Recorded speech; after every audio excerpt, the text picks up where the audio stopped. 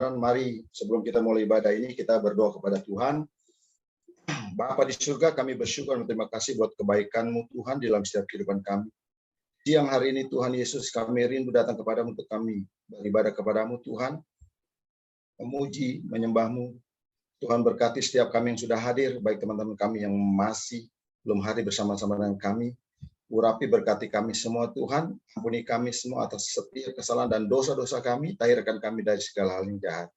Engkau urapi berkati hamba-Mu, Bapak Pendeta J.K. Maylor, untuk dapat memberitakan firman Tuhan bagi kami, sehingga firman itu masuk dalam hati dan hidup kami boleh bertumbuh di dalamnya. Berkati ibadah ini dari awal hingga akhir, kami taruhkan ke dalam tangan-Mu yang penuh kuasa. Dan di dalam nama Tuhan Yesus Kristus kami berdoa dan mengucap syukur kepadamu. Haleluya. Amin. Di saat aku tak sanggup lagi, di situ tangan-Mu bekerja. Pertolongan-Mu begitu ajaib. Kau telah memikat hatiku. Kini mataku tertuju padamu. Ku rasakan kasih-Mu Tuhan. Kini mataku tertuju padamu Tuhan. Saya serahkan buat Bapak Pendeta J.K. Maylor, silakan Pak. Haleluya, haleluya, haleluya. Bapa di surga, di dalam nama Yesus kami bersyukur, kami berterima kasih untuk segala berkat, limpah rahmat, anugerah, kasih setia, penyertaan, perlindungan, pemeliharaan Tuhan. Terlebih lagi dalam peribadahan yang terus Tuhan masih peliharakan bagi kami semua. Dan biarlah kiranya pujian dan sembah kami kiranya sungguh benar memberkati serta menyenangkan Engkau di tempat yang maha tinggi. Terima kasih ya Tuhan, janji-Mu ya dan amin. Pada waktu kami memuji menyembah-Mu, maka Engkau hadir melawat, menjamah, dan memberkati kami. Terima kasih untuk hadirat kasih dan kuasa-Mu yang selalu kami rasakan dan nikmati. Sebab bagi kami tiada tempat yang lebih indah selain kami selalu senantiasa boleh berada di dalam hadirat Tuhan. Terima kasih Bapa di surga. Kembali dalam hadirat-Mu kami rindu, biarlah kiranya Tuhan boleh berbicara bagi kami semua. Untuk itu berfirmanlah ya Bapa. Karena setiap hati kami senantiasa lapar dan haus akan Quran sabda firman Tuhan. Kembali tutup bungkus kami semua dengan kuasa darah Yesus. Malaikat senantiasa berkemah di sekeliling kami. Tembok api kemuliaan Tuhan memagari kami. Dan Tuhan sendirilah yang menjadi kemuliaan dalam setiap kehidupan kami. Terima kasih Bapa di surga. Berfirmanlah bagi kami. Dalam nama Yesus kami berdoa.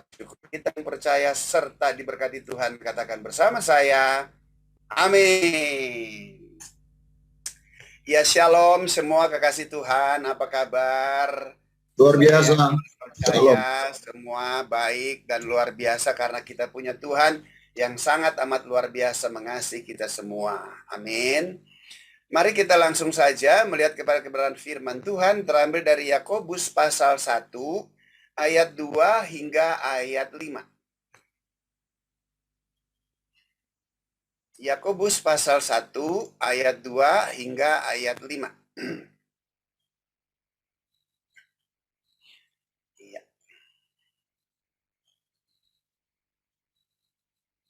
Yakobus pasal 1 ayat 2 sampai ayat 5. Demikianlah firman Tuhan.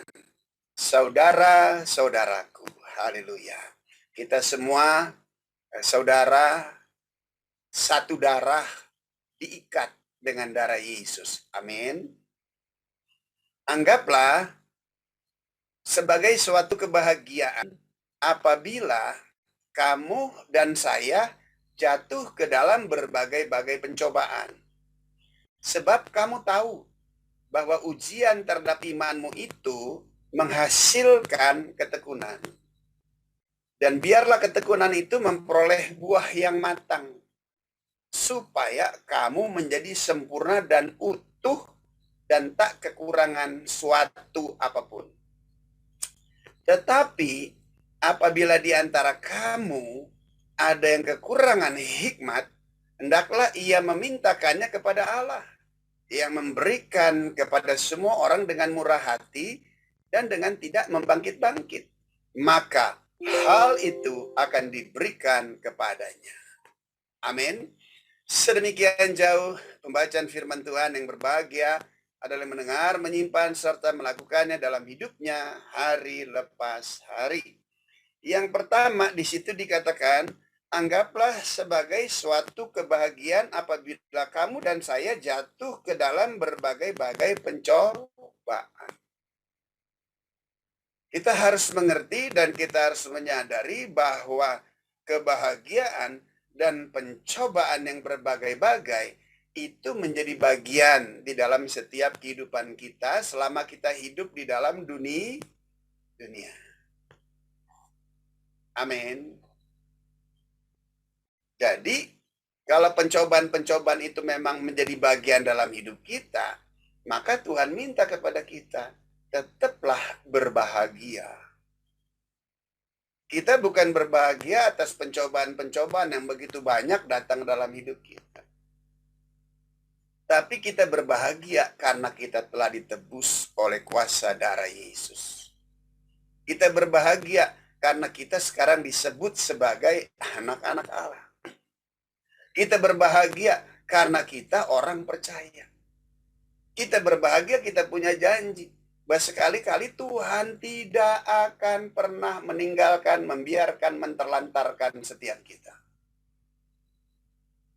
Dan terlebih lagi, Dia memberikan masa depan penuh pengharapan, yaitu kehidupan kekal bersama-sama dengan Dia yang tidak akan pernah mungkin Dia batalkan apapun kondisi situasi keberadaan kita. Sebab Dia adalah Allah yang kasih. Kasih itu berbicara tentang tanggung jawab Tuhan di dalam setiap kehidupan kita. Nah, jika Allah bertanggung jawab, maka Dia sekali-kali tidak akan pernah melepaskan setiap kehidupan kita. Untuk hal inilah, hendaklah kita senantiasa berbahagia di dalam Tuhan. Sehingga pencobaan-pencobaan yang datang di sepanjang musim hidup kita, itu tidak akan pernah mengganggu kebahagiaan ilahi yang sudah Tuhan tempatkan di dalam hidup kita dengan harga yang begitu mahal. Dia membayarnya untuk kita bisa boleh menerimanya, yaitu Dia mati mencurahkan darahnya bagi setiap kita. Oleh sebab itu berbahagia. Amin. Ya, karena kenapa? Karena pencobaan-pencobaan itu kan dia datang silih berganti dan sifatnya tidak tetap. Sifatnya tidak permanen. Tetapi kebahagiaan ilahi Tuhan itu tetap di dalam setiap kehidupan kita. Sehingga kita yakin deh dan percaya bersama dengan Tuhan kita sanggup mampu menghadapi segala situasi kondisi yang ada. Sebab Alkitab berkata, pencobaan-pencobaan yang kita alami adalah pencobaan-pencobaan biasa yang tidak akan pernah melebihi kekuatan kita sebagai manusia. Apa sih pencobaan-pencobaan yang mendahsyatkan buat kita? Rasa-rasanya sih nggak ada. Ujung-ujungnya meninggal. Ya habis meninggal cuma ganti tempat dari bumi ke surga. Kan beres. Amin. Kadang-kadang ya begitu besar yang Tuhan berikan kita nggak ingat dan kita nggak fokus. Begitu nggak punya duit aja repotnya minta ampun Tuhan.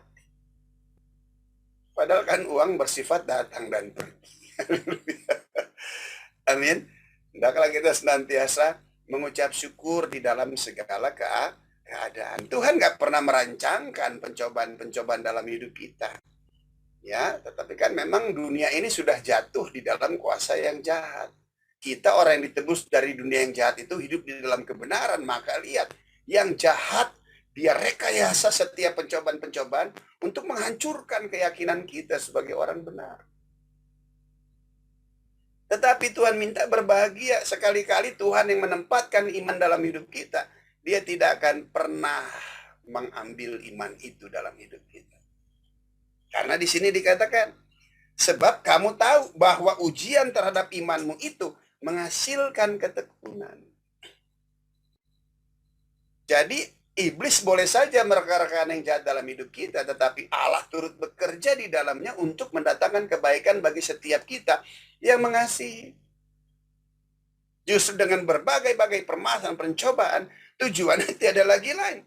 Itu merupakan ujian iman kita.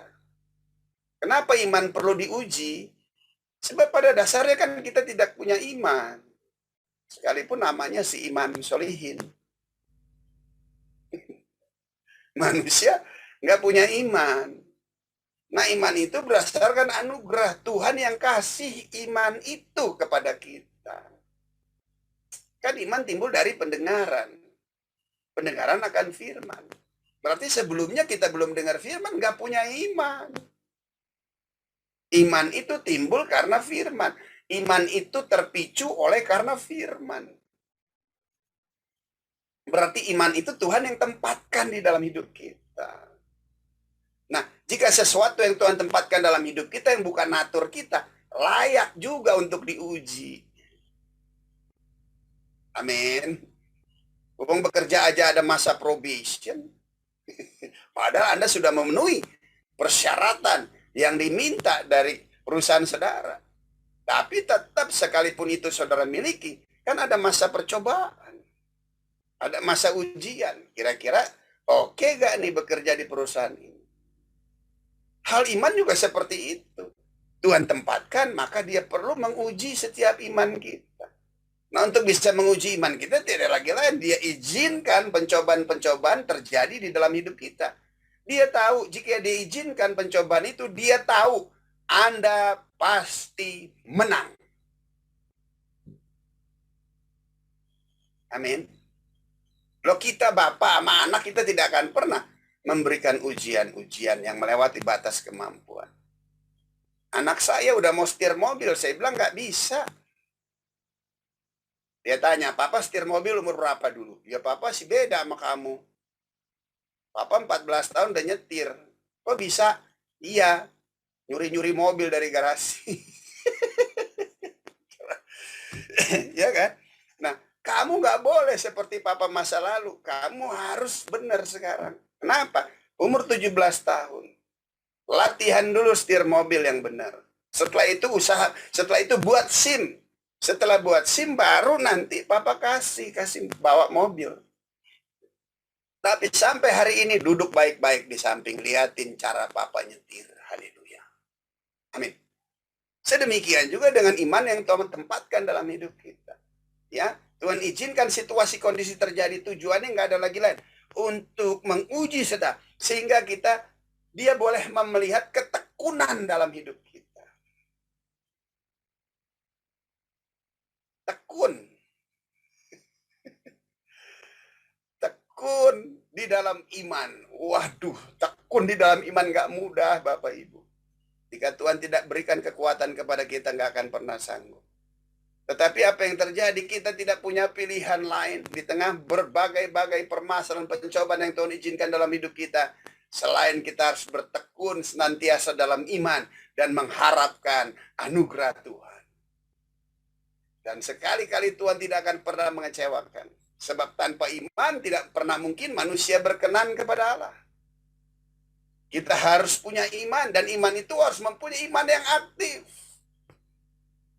Terlebih lagi di tengah situasi kondisi hari-hari ini. Wow, semakin luar biasa masuk dalam zaman baru. Ya, bahkan ada serangan-serangan terhadap setiap iman kita. Problema, permasalahan yang ada, baik dalam bidang kesehatan, dalam bidang perekonomian. Wah, coba lihat.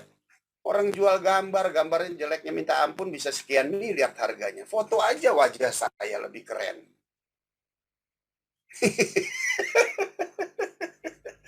Iya toh. Coba lihat. Sekian miliar jual gambar, heran. Belum lagi nanti masanya metaverse. Ya. Dunia virtual. Orang bisa beli tanah di dunia virtual sekian M. Fisiknya nggak punya, nggak ada. Heran benar-benar. Coba lihat. Kondisi akan ke sana. Metaverse nanti ke sana. Orang beli tanah di sana, buka toko di sana. Buka gereja juga di sana lagi, jangan-jangan. Nantinya. Karena Zaman baru ini IT dan teknologi itu semakin meningkat. Karena Alkitab sudah berkata, menjelang akhir zaman akan tiba masa yang sukar. Manusia mencintai dirinya dan menjadi hamba uang. Nah, bagaimana kita menyikapi zaman yang ada? Jangan dikit-dikit bilang zaman itu sesat. Kita yang harus tetap berdiri di dalam kebenaran menghadapi kondisi situasi zaman yang ada. Amin. Tetap beriman, tetap yakin dan percaya, tetap hidup di dalam kebenaran. Zaman baru kita nggak bisa tolak. Ya, jangan dikit-dikit antikris. Ya, tetapi zaman baru memang semakin kita nggak bisa katakan dunia akan penuh dengan pengetahuan. Tapi kita juga harus tahu dunia juga akan dipenuhi dengan pengenalan, pengetahuan akan firman Tuhan. Ini juga sesuatu yang paling penting bagi kita semua. Ya. Tujuan dari ketekunan tiada lagi lain, di sini dikatakan, dan biarlah ketekunan itu memperoleh buah yang matang, supaya kamu menjadi sempurna dan utuh dan tak kekurangan suatu apapun. Iman yang hasil dan iman yang dihasilkan dari sebuah ketekunan, lihat, maka kita semua pasti deh akan boleh memperoleh buah yang matang supaya kita menjadi sempurna dan utuh dan tak kekurangan satu apapun. Apa sih maksudnya? Hidup yang sepenuhnya bergantung kepada Tuhan. Sampai saudara dan saya tuh ngerti bahwa hanya Engkaulah milikku di surga ya Tuhan. Dan hanya Engkaulah yang aku ingini di muka bumi ini. Tuhan menjadi sumber kepuasan di dalam kehidupan kita. Sumber satu-satunya di antara segala sesuatu yang ada di dalam dunia ini. Dan pada waktu kita jadikan Tuhan sumber kepuasan kita, maka Yesus itu cukup buat setiap kehidupan kita. Pada waktu Anda mempunyai rasa cukup di dalam Yesus Tuhan, disitulah keutuhan dan kesempurnaan kehidupan setiap kita. Nah, kalau kita sudah mempunyai Yesus menjadi sumber kepuasan kita, maka segala situasi yang datang dalam kehidupan kita, itu kan bersifat datang dan pergi saja. Sesuatu yang bersifat datang dan pergi tidak lagi memberikan kepuasan, ya mungkin melengkapi kepuasan yang sudah ada. Tapi bukan itu sumber utama kepuasan kita. Bukan itu sumber utama kesempurnaan kita. Bukan itu yang merupakan utama pencarian dalam hidup kita. Sebab hanya Yesus Tuhanlah itu yang memberikan kepuasan kepada setiap kita. Sebab hanya Yesuslah sumber jawaban bagi setiap kita. Bagi dia nggak ada perkara yang mustahil. Jadi bersyukur dengan pencobaan menghasilkan ketekunan untuk setiap iman kita. Jadi jangan jealous and envy kepada orang-orang yang tidak mengalami pencobaan sekalipun mereka tidak beriman. Jangan iri.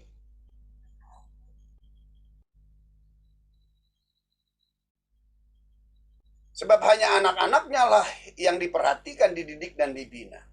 Tujuannya apa? Agar kehidupan kekal itu tidak akan hilang di dalam setiap hidup kita. Tuhan berkata, halik langit dan bumi boleh berlalu, tapi dia sekali-kali tidak akan pernah meninggalkan kita. Berarti bagi Tuhan kita itu jauh lebih berharga daripada seluruh halik langit dan bumi beserta dengan segala kemegahannya. Dia bilang itu boleh lenyap, dia nggak mau kehilangan kita. Bagaimana dengan kita? Jangan buang Tuhan dong, hanya sekedar untuk kekayaan dan kenikmatan yang ada di dalam dunia. Amin. Kan hidup kita sudah dipenuhi dengan pemahaman pengertian ilahi. Karena kita tahu kehidupan dalam dunia 70-80 tahun. Jika kita kuat sampai seumur Musa 120 tahun. Waduh. Ya, walaupun 60 tahun masih seger sih. Tapi ya kalau sampai 120 tahun, waduh. Apalagi tidak ada panggilan pengurapan Allah. Tidak ada kekuatan kuasa. Nggak sanggup. Mungkin seperti Kaleb bisa. Kaleb bilang begini, dulu Tuhan menjanjikan kepadaku di usia 40 tahun. Sekarang sudah 42 tahun kemudian. Kekuatanku masih sama. Berikan itu maka aku akan mengupayakannya. Lihat Kaleb di usia 80 tahun masih kuat. Haleluya. Amin Ibu Silvi. masih kuat. Haleluya. Jadi anak-anak suka ganggu sama saya, aki-aki, enak aja aki-aki. Nggak bisa, papa semakin tua semakin keren. Iya. Yang penting setia dengan Tuhan, setia dengan istri, sayang sama anak-anak, jadi family man, nggak korup dengan uang kepada keluarga, kan gitu. Amin. Nggak punya beban. Ya, jadi ya semua mengandalkan, berharap sepenuhnya kepada Tuhan.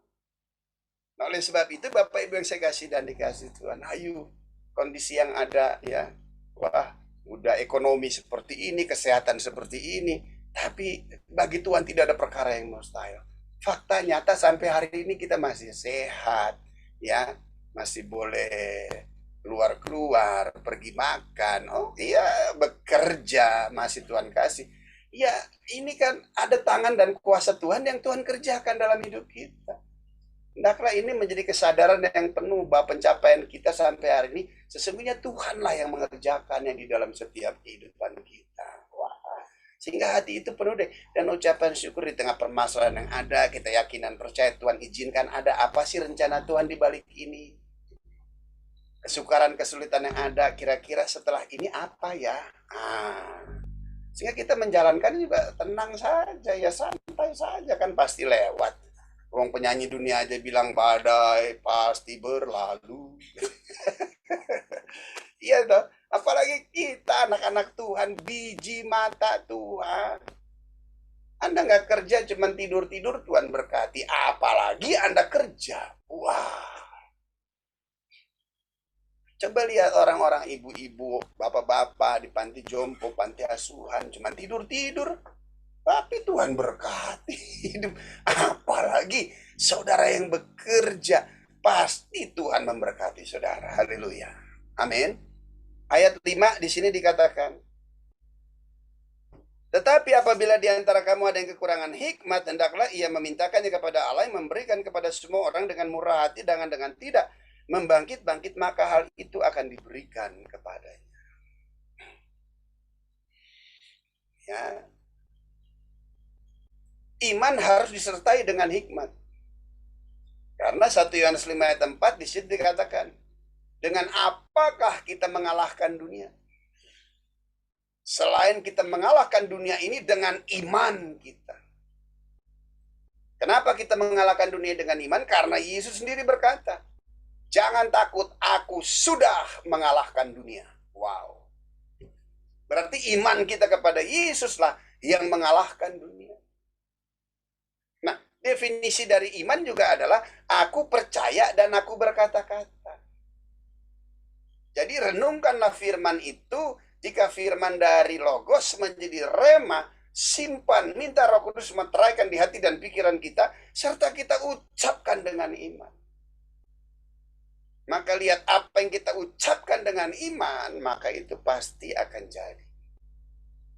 Kenapa? Karena sesuatu yang ada di dalam hati kita, sesuatu yang ada di pikiran kita, sesuatu yang kita ucapkan, maka itulah yang menjadi perbuatan dan tindakan kita. Amin. Jika firman di hati kita, firman di pikiran kita, firman kita ucapkan, maka firman itu juga lah yang menjadi tindakan setiap kita. Amin. Dan kapankah kita harus diam? Pada waktu sepertinya kegagalan-kegagalan terjadi dalam hidup saudara, di saat itulah saudara dan saya harus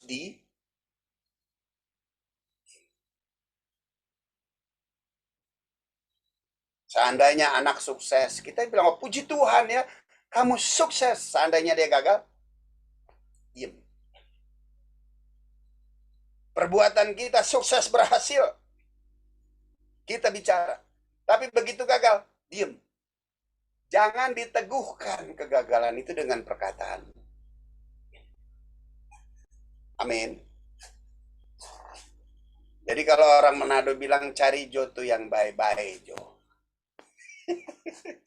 Ya, yang di mana ada kegagalan, ada kelalaian, ada hal yang tidak sesuai, Di saat itulah Anda diam. Karena pada waktu Anda bicarakan nanti itu juga akan menjadi kelakuan dan perbuatanmu. Akhirnya nanti tidak stabil. Kadang-kala ngomong firman dan perbuatan firman. Kadang-kadang ngomongnya tidak firman. Perbuatannya jadi aduh. Malaikat repot naik turun surga memberkati saudara.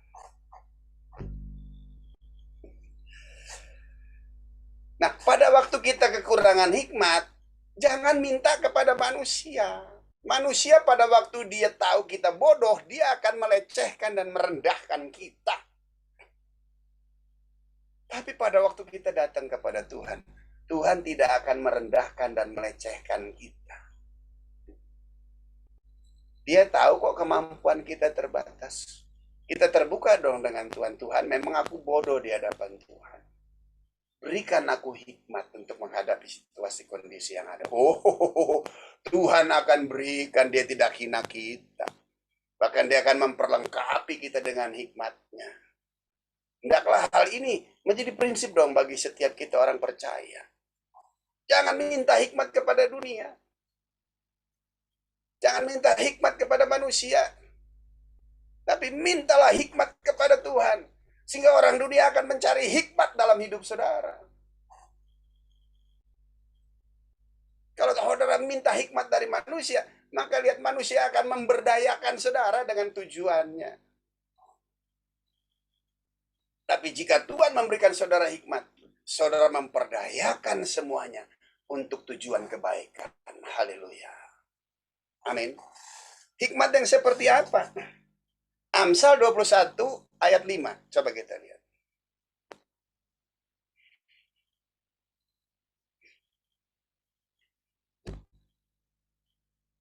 Amsal 21 ayat 5.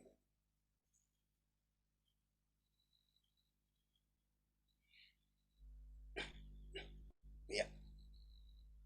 Amsal 21 ayat 5. Ya. Nah.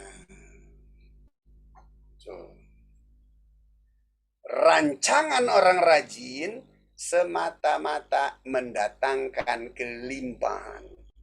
Tetapi setiap orang yang tergesa-gesa hanya akan mengalami kekurangan. Wow. Dalam terjemahan yang lain, ide-ide cemerlang yang merupakan hikmat yang Tuhan berikan kepada setiap kita akan menghasilkan prosperity, akan menghasilkan kemakmuran. Haleluya. Tetapi orang yang tergesa-gesa, terburu-buru, orang yang tidak sabar akan mengalami kerugian, kekurangan secara finansial.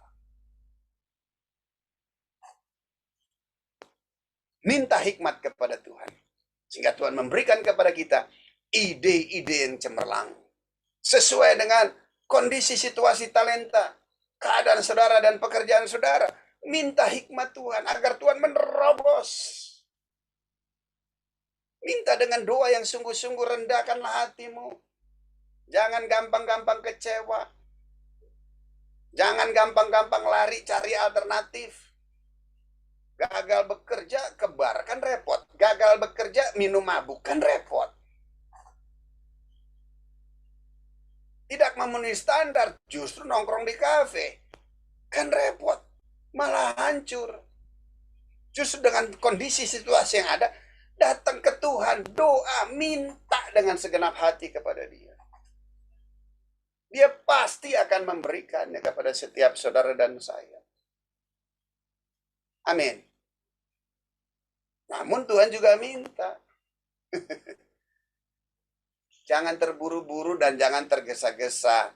Target si target, Tuhan juga tahu target saudara. Tapi Tuhan tetap minta sabar. Tuhan tuh nolong. Dia nggak pernah terlambat, nggak pernah terlalu cepat. Dia selalu pas, saudara. Pas.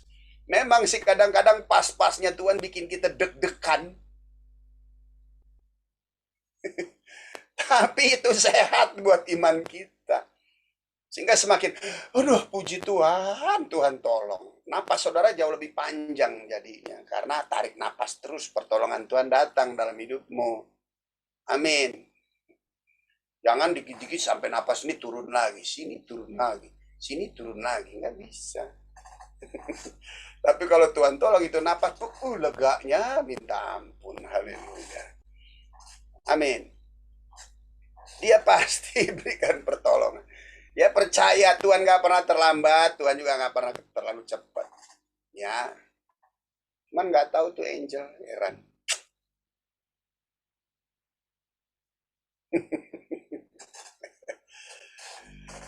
Angel ini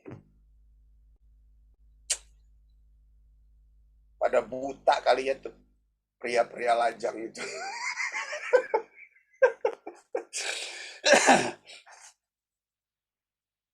Nggak apa-apa aja, luar biasa. Tuhan nggak pernah terlambat. Mana tahu kan nanti ada orang dari Inggris, dari Prancis datang ambil angel. Nggak tahu udah di luar negeri. Amin. Tuh tepuk tangan Ibu Yeni. Amin. Amin. Amin. Pasti. Ya. Karena pastinya saya kirim tiket semua, Pak. Iya. Karena kualitasnya ekspor ya. Ya toh, banyak kok teman-teman punya kesaksian. Aduh, kadang-kadang ini bukan angel ya, saya cerita aja.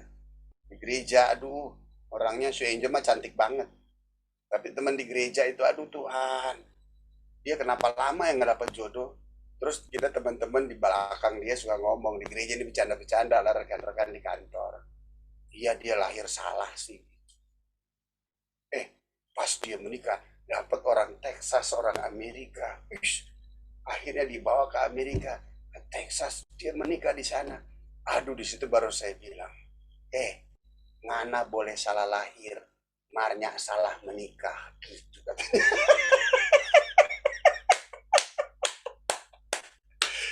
Amin. Ternyata dia punya suami udah ganteng, orang Amerika. Maaf, ya tajir lagi. Boyong dia ke sana. Dalam 6 bulan langsung diurus semuanya, suratnya jadi warga negara. Waduh, ya nggak apa-apa Jel, orang boleh bilang kita salah lahir, tapi menikah nggak pernah salah. Haleluya. Amin. Pak, tapi benar Pak, ini lahir kaki duluan Pak, gimana dong? Nah, itu dia, nggak udah dah, itu sih nggak apa-apa. Yang penting jodoh Tuhan nggak pernah salah. Haleluya, amin. Mana tahu nanti setelah Omikron ini selesai, ada kunjungan tuh dari Australia tuh. Dari Australia kali kan. Jangan jauh-jauh aja, Australia aja 6 jam. Biar gampang baliknya. Ya tuh. Tuhan buka jodohnya. Amin. Jadi semuanya, segala sesuatu indah pada waktu Tuhan. Amin. Sabar. Itu penting, sabar ya. Tuhan ajarkan kesabaran tuh. Aduh, dalam hidup ini memang anak-anak Tuhan harus punya ekstra sabar. Karena sabar itu bukan natur kita juga. Sabar itu manifestasi daripada buah Roh Kudus. Betulnya sabar itu bukan natur kita. Kita maunya cuman 1, 2, 3 bleder jadi. Mau langsung rumah besar, coba. Rumah besar, pemeliharaan besar, begitu ada COVID, mau bayar listrik justru susah. Rumah besar, bayar pembantu, tukang kebun, bayar tukang cuci. Akhirnya semua berhenti. Kenapa? Nggak bisa bayar gaji, kerjain semua sendiri. Rasa ngoni gitu. Tapi kita anak-anak Tuhan, hamba Tuhan, saya sabar saja. Rumah walaupun kecil, tapi kan Tuhan kasih, nggak usah buru-buru. Mobil walaupun 1, kan Tuhan kasih, nggak usah buru-buru. Tuhan kasih. Dan yang paling penting kan suratnya nggak sekolah. Amin. Artinya rumah besar-besar, tapi sekolah semua tuh surat kan. Tapi kita walaupun kecil, kenapa sekolah nggak sekolah suratnya? Ya karena kecil, tanggung, mau dibuat apa? Tapi kalau besar kan disekolahin tuh rumah, ntar nggak nebus-nebus, akhirnya garis kuning udah rumahnya. Aduh, gila Tuhan. Ya, buat Kita anak-anak Tuhan jadi sabar ya. Sabar. Kalau hari ini Anda belum menerima sesuatu yang Anda minta, rumah besar, jet pribadi, kapal pesiar ya, terus mobil yang pintunya bukanya ke atas, kalau memang itu sudah nggak miliki, sekarang rumah Anda mungkin sederhana, yang penting nggak bocor, air terpelihara, mengucap syukur. Haleluya. Amin. Nah, untuk itu supaya jangan tergesa-gesa, lihat Kolose 3 ayat 23. Oke. 5 menit lagi boleh? Cil? Oke. Kolose 3 ayat 23.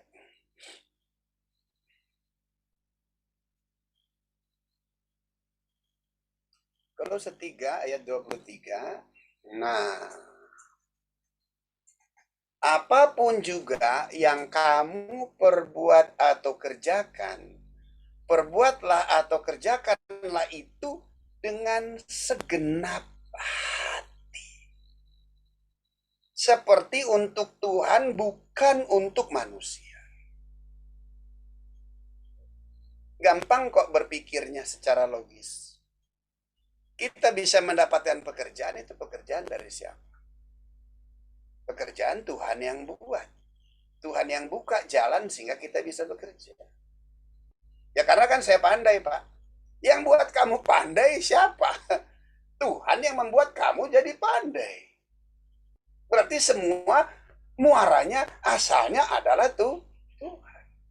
Jadi jika segala sesuatu Tuhan yang memberikannya, maka kita mengerjakannya untuk Dia. Dengan sikap mental dan hati membalas kebaikan Tuhan dalam hidup kita. Sehingga kita menjadi pribadi yang bertanggung jawab atas pekerjaan. Kita menjadi pribadi yang bekerja keras. Kita menjadi pribadi yang jujur bekerja karena kita tahu ini pekerjaan dari Tuhan. Mata dan hati Tuhan senantiasa melihat kepada apa yang kita kerjakan. Sebab promosi kita dari Tuhan. Dan Tuhan terlalu mahir untuk mempromosikan setiap kita. Tujuannya itu, Dia akan angkat kita menjadi kepala dan bukan menjadi ekor. Enggak penting di mana kamu mulai. Setia dalam perkara kecil, Dia akan percayakan dalam perkara-perkara yang besar. Coba saya tarik dalam hidup saya secara pribadi. 26 tahun lalu setelah saya bertobat, siapa yang bisa kasih saya pekerjaan? Tidak ada satupun manusia yang sanggup mampu memberikan dan percaya memberikan pekerjaan. Tapi setelah saya bertobat, setelah 4 tahun Tuhan erami saya, artinya Dia memperbaharui roh dan jiwa serta pemikiran saya. Dan setelah itu baru Dia kasih saya pekerjaan. Tuhan kasih saya pekerjaan karena jalurnya dalam bidang saya. Pertama-tama bukan langsung berkhotbah dan langsung dihadiri oleh sekian banyak ribu orang, enggak. Bukan langsung diundang ke luar negeri dan berkhotbah kanan, enggak. Tuhan mulai dari hal yang sederhana, yaitu angkatin alat dan sound system. 26 tahun lalu kerja saya angkatin alat dan sound system. Di mana orang juga berpikir nggak salah itu gembala sidang gereja mempercayakan si Jeki ngangkatin alat dan sound system. Harga alat dan sound system itu kan puluhan juta. Jeki mantan preman begitu, nanti udah nggak ibadah nyampe ke pasar loak lagi itu alat-alat. Wajar saja orang berkata seperti itu. Tapi kan saya ngerti diri saya. Saya tidak izinkan orang menggambarkan diri saya dengan masa lalu saya. Sebab masa lalu bukan lagi bagian dalam hidup saya hari ini. Dan saya nggak peduli, saya mengerjakan saja. Dan saya kerjakan bukan untuk menyenangkan gembala sidang yang mempercayakan saya pekerjaan itu. Sebab jika bukan Tuhan yang taruh di hati gembala saya untuk mempercayai saya, Dia tidak akan lepas mempercayakan. Mungkin, sorry to say, Dia sendiri secara pribadi nggak percaya. Tapi jika Tuhan sudah bekerja, Tuhan yang memiliki hati raja-raja. Tuhan yang memiliki bos saudara di tempat perusahaan saudara bekerja. Sehingga Tuhan sanggup mampu menaruh rancangan-rancangan yang baik bagi kita semua. Akhirnya saya angkatin alat dan sound system. Saya kerjakan dengan segenap hati saya. Disiplin, kerja keras, tidak bersungut-sungut. bahkan mengabaikan upah yang saya terima. Kalau saya bekerja angkatin alat dan saya berharap gajinya, ya ilah. Berapa rupiah? Hasil persembahan kasih angkatin alat dan sound system. Orang tanya saya, si Jeki kemana? Bertobat. Terus di mana? Di gereja. Kerja apa di gereja? Ngangkatin alat dan sound system. Aduh, digaji berapa dia? Mau-mauan. Saya bilang, saya mengerjakan ini bukan karena upah. Saya mengerjakan ini karena membalas kebaikan Tuhan dalam hidup saya. Dan akhirnya orang lecehkan, orang ledekin. Kerja begitu banget sih bertobat. Nggak ada lagi yang lebih rendah dari itu. Saya cuma bilang, jika ada yang lebih rendah lagi saya akan kerjakan. Tapi Tuhan bilang sama saya, Jack, orang bilang pekerjaan ini yang rendah. Tapi sesungguhnya pekerjaan kamu itu adalah pekerjaan yang utama. Bisa bayangin, Jack, jika alat dan sound system tidak sampai ke tempat peribadahan, itu pengkhotbah teriak-teriak kalau ngomong. Tidak pakai mic. Tidak ada musik. Tidak ada loudspeaker. Jadi dengar baik, Jack.